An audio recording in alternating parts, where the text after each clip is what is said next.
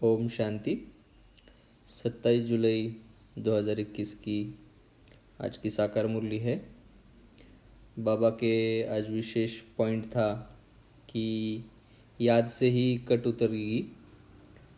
तो कट उतारने के लिए कोई गफलत नहीं करनी है, क्योंकि याद करते वक्त बहुत सारी गफलत हो सकती है। तो बाबा ने आज विशेष कहा कि गफलत न हो, इसलिए बाबा बहुत सारे डायरेक्शन मुरलियों में देते हैं। तो मुरली का महत्व बाबा ने आज समझाया। बाबा ने कहा कि अपने बाबुल को बहुत प्यार से याद करना है, तो याद करने से ही तुम्हारा फ़ायदा है, ऐसे बाबा ने कहा है। आज बहुत ही विशेष पॉइंट ये बताई कि आपस में सभी भाई बहन बन कर के रहना है। और नई बात ये बताई कि पूरी दुनिया ही बीके है। ऐसा नहीं कि जो बाबा के बच्चे हैं वही बीके है, पूरी दुनिया ही बीके है।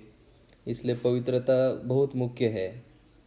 और हम सभी भूल गए हैं, पूरी दुनिया के वासी भूल गए हैं कि हम बीके हैं।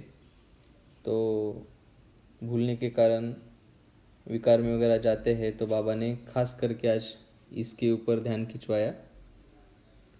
और एक बात बाबा ने बोला कि ये कभी नहीं भूलना चाहिए कि हम शिव बाबा की मत पर चलकर बेहद का वर्षा ले रहे हैं। ने कहा कि पवित्रता के सिलसिले में बहुत सारी माया आती है, डरना नहीं है।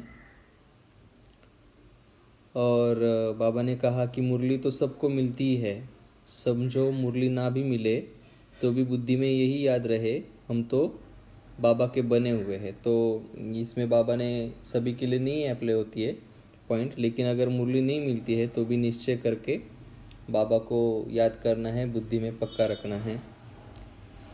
और ख़ास करके कुमार कुमारियों के लिए बाबा ने बोला है कि शादी करने का ख्याल भी नहीं आना चाहिए। और अगर कोई बाप से थोड़ा भी आकर ज्ञान सुन ले तो भी स्वर्ग में जाएंगे। इसलिए सभी को बाबा का ज्ञान देना है और ज्ञान में लेके आना है। तो बाबा ने बोला कि ज्ञान में लेके आएंगे तो आपको दलाली मिलेगी। तो ऐसा भी होता है कि कोई अच्छा पक्का धारण करने लायक नहीं होते हैं, तो वैसे को भी लाते हैं तो भी वो ज्ञान नहीं उठा पाते हैं। लेकिन फिर भी थोड़ा भी सुनेंगे, थोड़ा भी बाबा के ऊपर उनको भावना आएगी, बाबा का ज्ञान सुनेंगे तो भी वो स्वर्ग में आ सकते हैं। अभी ऊपर में बहुत थोड़ी आत्माएं हैं, और जब नीचे आएंगी और कर्मातीत अवस्था को हम पाएंगे तो हम सभी वापस जाएंगे।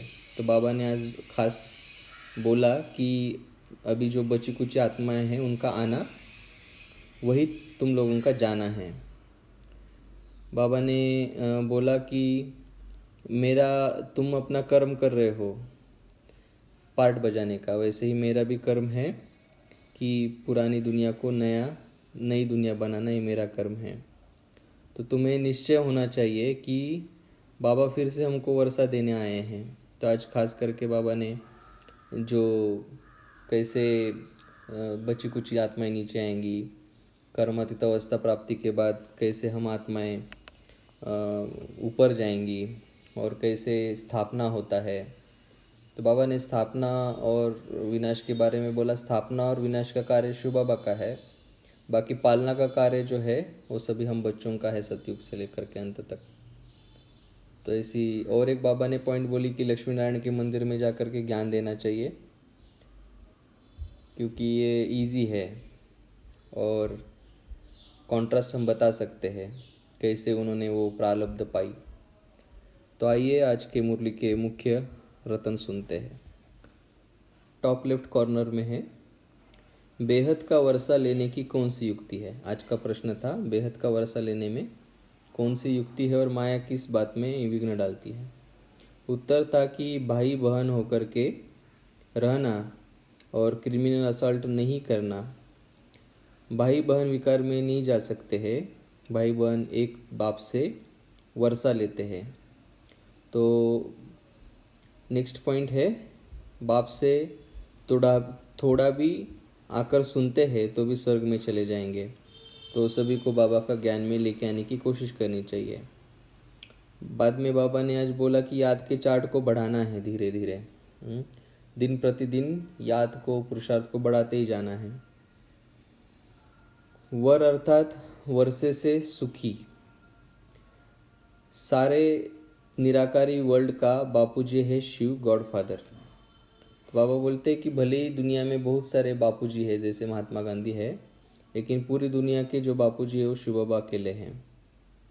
बाबा ने कहा कि तुम समझते हो कि यह हर 5000 वर्ष के बाद ये चक्र रिपीट होता है, क्योंकि दिव्य बुद्धि है। बाबा बोलते हैं कि ये तुम्हारे बुद्धि में है, बाकी किसी को बुद्धि में बैठ नहीं सकता कि ये रिपीट होता है हर 5000 वर्ष के बाद। तो याद से तमो प्रधान से सतो प्रधान बनना है, याद बाप को ही करना है। तो बाबा का विशेष आज पॉइंट याद के ऊपर था कि याद से ही कट निकलेगी। तो याद बहुत करना है और गफलत नहीं करनी है। कट तो निकलेगी याद से, लेकिन याद करने में भी गफलत नहीं करनी है। उसके लिए मुरली सुननी है। मुरली में बहुत सारे ऐसे पॉइंट होंगे जो आपको गफलत से बचा सकते हैं। और बाबा ने कहा लक्ष्य एक ही है आपका, हम सभी का लक्ष्य एक ही है कि बाप को याद करना है और बाप से वर्षा लेना है। आज बाबा ने ये वो लक्ष्य दिया कि ज़्यादा से ज़्यादा याद करो, ज़्यादा से ज़्यादा वर्षा लेना है। यही लक्ष्य है हम सभी का। और बाबा ने आज बोला कि मेरा पार्ट ही है पुरानी दुनिया को नई दुनिया बनाना, स्थापन करना।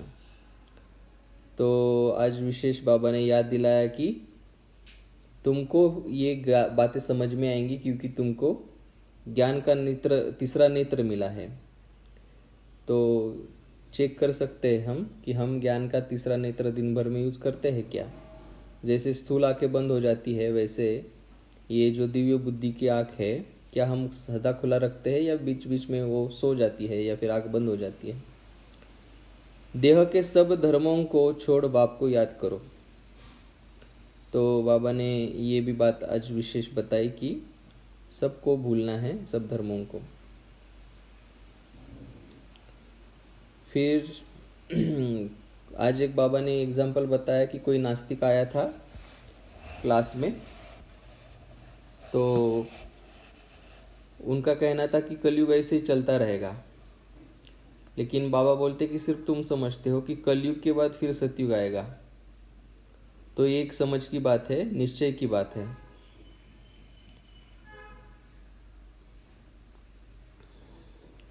और कुमार कुमारियों को बताया कि शादी का ख्याल भी बुद्धि में नहीं आना चाहिए। निश्चय बुद्धि बन बाप से पूरा वर्षा लेना है। मैं तुमको पतित से पावन बनाता हूँ। आज का वरदान था अपनी संपूर्णता के आधार पर समय को समीप लाने वाले मास्टर रचयिता भव। अपनी संपूर्णता के आधार पर समय को समीप लाने वाले मास्टर रचयिता भव। इसका बहुत सुंदर विश्लेषण बाबा ने बताया कि समय आपकी रचना है, आप मास्टर रचयिता हो। रचयिता रचना के आधार पर नहीं होते हैं, रचयिता रचना को अधीन करते हैं। इसलिए यह कभी नहीं सोचो कि समय आप ही संपूर्ण बना देगा। आपको संपूर्ण बन समय को समीप लाना है। वर्षे वैसे कोई भी विघ्न आता है तो समय प्रमाण जाएगा जरूर, लेकिन समय के पहले परिवर्तन शक्ति द्वारा उसे परिवर्तन कर दो तो उसकी प्राप्ति आपको हो जाएगी। समय के आधार पर परिवर्तन किया तो उसकी प्राप्ति आपको नहीं होगी। आज का स्लोगन था कर्म और योग का बैलेंस रखने वाले ही सच्चे कर्मयोगी है। कर्म और योग का बैलेंस रखने वाले ही सच्चे कर्मयोगी है। तो कर्म भी होना चाहिए, वो भी बहुत अच्छी रीति से, साथ साथ योग भी होना चाहिए। अच्छा, ओम शांति।